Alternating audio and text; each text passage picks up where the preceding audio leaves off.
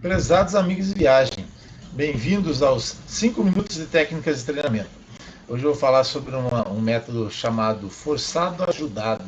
É uma técnica que é bastante conhecida há longo tempo pelo pessoal que treina com um pouco mais de exigência, né, objetivando tanto força como hipertrofia muscular, mas que eu já vi alguns questionamentos, né, até alguns professores, pessoas que talvez não tão ambientadas ao cenário de treinamento propriamente dito, criticarem dizendo que se você não está aguentando a carga, abaixa o peso, né, e faz tecnicamente correto. Então vamos ver do que se trata, né? O forçado ajudado aqui tem um exemplo. Eu estou fazendo com uma carga para 10 repetições, né, nessa execução, que seria uma carga que eu faria menos, né? Faria em torno de umas 5, 6 repetições, e com essa forma eu consigo executar um número maior de repetições. Mas vamos explicar o porquê, né, que esse método é utilizado por atletas e para quem quer também hipertrofia muscular, e não só aumento de força, mas com a finalidade de que eu consiga ter mais resultado em termos de desempenho. Se a gente for analisar aqui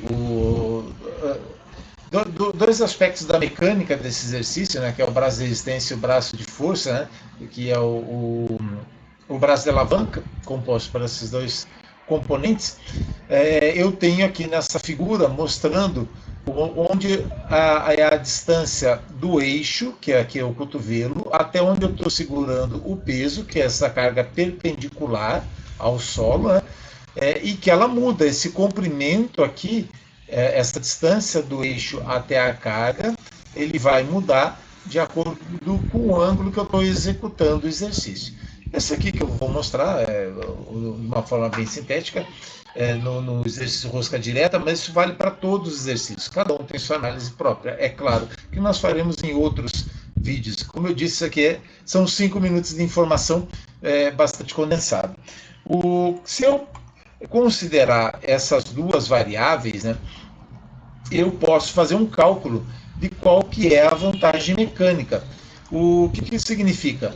Que se eu dividir a vantagem mecânica, seria o comprimento do braço de força dividido pelo comprimento do braço de resistência, eu posso ter um cálculo aproximado do que seria nos diferentes ângulos a aplicação dessa força. Então, se eu pegar aqui a 120 graus aproximadamente, né, no início do exercício, a 90 graus aqui na metade dele, e a 45 graus aproximadamente aqui no final do exercício, eu tenho uma vantagem mecânica diferente. Eu estou considerando aqui, hipoteticamente, o comprimento desse braço aqui tem a 30 centímetros, e em média nós temos aqui em torno de 3 centímetros do eixo, né, até onde se localiza a inserção do bíceps.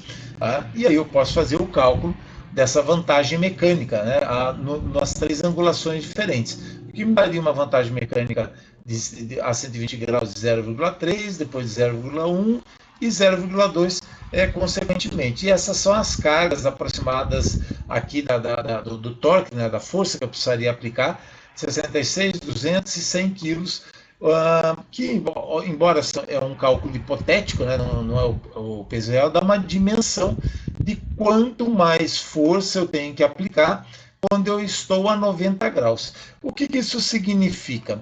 Que quando eu paro o exercício, nesse ponto, que seria o ponto mais fraco, e todos os exercícios têm o seu ponto mais fraco, eu estaria chegando no limite das minhas repetições, mas o restante do músculo não foi totalmente ativado. Significa que nos outros ângulos ele ainda teria condições de performar com mais repetições. Se eu ajudo nessa parte mais fraca, eu consigo um número de repetições maior. O que significa, isso eu vou mostrar num outro vídeo, aí falando da fisiologia da hipertrofia muscular, que eu tenho 2 aspectos aqui muito importantes quando eu faço forçado ajudado.